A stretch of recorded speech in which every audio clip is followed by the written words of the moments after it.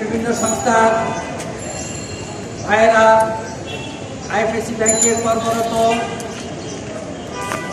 আমাদের security staff সহ যারা বিভিন্ন দায়িত্বে নিয়োজিত আছেন, আইএফএসি ব্যাংকের আমরা পক্ষ থেকে সবাইকে আন্তরিক শুভেচ্ছা ও ধন্যবাদ জানাচ্ছি। আমরা দীর্ঘ 1.5 মাস যাবৎ শান্তিপূর্ণভাবে আইএফএসি ব্যাংকের সামনে মানববন্ধন কর্মসূচি পালন করে আসছি।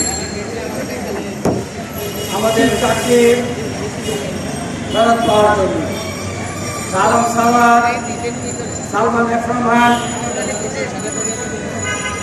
আলম সাওয়ার আত্মসত্তরকে নিয়ে মুক্ত সংগঠিতভাবে অন্যায়ভাবে জোরপূর্বক আইএফএসি ব্যাংকের ভিতরে একটি মিনি ক্যান্টনমেন্ট আছে। ব্রিগেডিয়ার কামাল সাহেবের নেতৃত্বে সেই মিনি ক্যান্টনমেন্ট পরিচালিত হচ্ছে। আমাদেরকে ডেকে এনে জোরপূর্বক আমাদের মোবাইল কেড়ে নিয়ে জোরপূর্বক ভয়ভীতি দেখিয়ে রাজনীতির ভয় যাই পান বেনিফিট পাবেন এখনই রিজাইন করে চলে যান, জোর করে আমাদেরকে রিজাইন করা হয়েছে, যা সম্পূর্ণ বেআইনি, ব্যাংকিং আইনে পড়ে না। আমরা সাথে সাথে বাংলাদেশ ব্যাংকে স্বর্ণপদ হয়েছি, বাংলাদেশ ব্যাংকে আমরা কমপ্লেন করেছি। সেই সূত্র ধরে শুধু আইবিসি ব্যাংক নয়, আরো 10-11টা ব্যাংককে এইরকম অন্যায়ভাবে চাকরিচ্যুত করা হয়েছে। পরবর্তী পর্যায়ে বাংলাদেশ ব্যাংক 15 সালে 15, 16 এবং 21 তিনটা সার্কুলার জারি করা হয়েছে যে কোনো কর্মকর্তাকে ব্যাংকিং পারফরমেন্সের জন্য, ডিপোজিটের জন্য চাকরিচ্যুত করা যাবে না।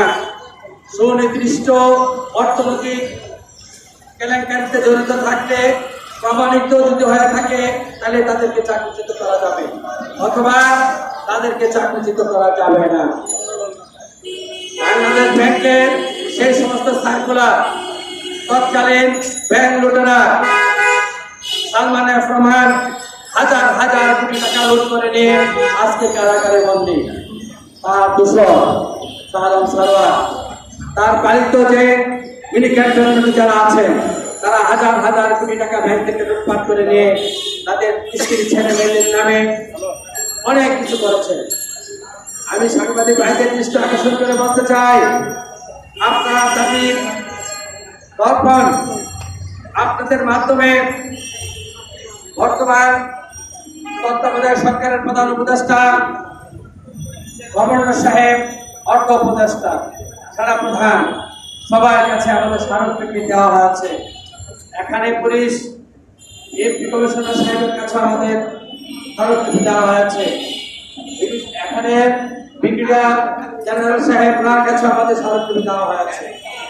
আমাদেরকে যে অন্যায়ভাবে চাকরিচ্যুত করা হয়েছে 11 আগস্ট, 5ই আগস্ট 71 স্বাধীনতা আমরা পেয়েছিলাম। সেই স্বাধীন দেশে আবার 5ই আগস্ট নতুন করে আমরা ছাত্র জনতার বিপ্লবের মাধ্যমে আমরা স্বাধীনতা অর্জন করেছি। আমি সেই সমস্ত আন্দোলনে ছাত্র জনতা যারা শহীদ হয়েছেন, মৃত্যুবরণ করেছেন, পুলিশের অনেকে শহীদ হয়েছে, তাদের আত্মার মাত্রা কামনা করছি। আমরা সেদিন 11ই আগস্ট আমাদের মাননীয় এমডি মহোদয় উনি ঘোষণা দিয়েছিলেন, আমরা এমনিভাবে মানববন্ধন করেছিলাম আইএফএসি ব্যাংকের সামনে। তখন উনি ঘোষণা দিয়েছেন যে এখন যেহেতু বোর্ড নেই, পরিচালনা পর্ষদ নেই, পরিচালনা পর্ষদ গঠন হলে উনি আমাদেরকে বোর্ড মিটিংয়ে আমাদেরকে চাকরিতে পুনরায় বহাল করবেন। যাদের এজ আছে তাদেরকে চাকরি দিবেন, যাদের এজ শেষ হয়ে গেছে তাদেরকে বেনিফিট দেবেন। ওই অবস্থায় আমাদের অনেক সহকর্মী এখানে কাজ করার পরে তাদের মেন্টাল টর্চারে, ব্রিগেডিয়ারের টর্চারে অনেকে হার্ট অ্যাটাক করেছে, অনেকে হৃদরোগে মারা গেছে। তাদের পরিবারের পক্ষ থেকে একজনকে চাকরি দেওয়া হবে, আমাদের সার্বজনীন তাই দেওয়া হবে। আমাদেরকে 3 বছর এছাড়া অ্যাটাচমেন্ট রাখা হয়েছে। এছাড়া অ্যাটাচ করে আমাদের ব্যাংকিং পারফরম্যান্স ওনারা ভ্যালুয়েবলতে নিয়ে এসেছে। সোহেল সাহেব তারা বিভিন্ন ব্রাঞ্চে কথা বলে ম্যানেজারকে দিয়ে আমাদের ফাইলের মধ্যে অনেক কিছু লিখেছে। আমরা আমাদের স্মারকলিপিতে উল্লেখ করেছি। আমরা যেদিন ব্রাঞ্চে ছিলাম আমাদের ছিলেন ভেরি গুড গুড ছিল অনেকের ব্যাপারে ছিল। আপনারা ওই ব্রাঞ্চের পারফরমেন্সগুলো আপনারা ফলো করবেন। স্মারকলিপিতে আমাদের আইসিসি ব্যাংকের দেওয়া আছে, তা আমরা উল্লেখ করে দিয়েছি। ইতিমধ্যে ওনাদের সাথে আলোচনা সাপেক্ষে আমরা 403টা অ্যাপ্লিকেশন জমা দিয়েছি। এদের মধ্যে চাকরি পাবে 283 জন, আর 115 জনের বেনিফিট 5 জন আছে মৃত্যু যারা হচ্ছে। ওনারা এমডি মহোদয়ের সাথে ওনার প্রতিনিধির সাথে আমরা বিভিন্ন সময়ে কথাবার্তা বলছি। ওনারা আশ্বাস দিয়েছেন বিভিন্ন সময় আমরা সেভাবে চলছি। শান্তিপূর্ণ আন্দোলন কর্মসূচি আমরা পালন করে আসছি। আজকে 1 মাসের উপর হবে। গতকালকেও আমরা আমাদের এমপি স্যারের সাথে কথা বলেছি। ওনার প্রতিনিধি আনন্দ স্যার, ব্রিগেডিয়ার সাহেব একজন, কাদের স্যার, ওনাদের সাথে আমাদের কথা হয়েছে। ওনারা বলেছেন শান্তিপূর্ণভাবে। আমরা বলেছি যেহেতু আমরা পূর্ব নির্ধারিত একটা কর্মসূচি ঘোষণা করেছি যে আইবিসি ব্যাংককে আমরা দীর্ঘদিন ধরে আপনারা ঘোরাচ্ছেন, কোনো সন্তোষজনক জবাব আমরা পাচ্ছি না। সেজন্য আমরা যারা সমন্বয়ক আছি আমরা এই 400 লোকের টেলিফোন তাদের কথাবার্তা আমরা সত্যি করতে পারছি না।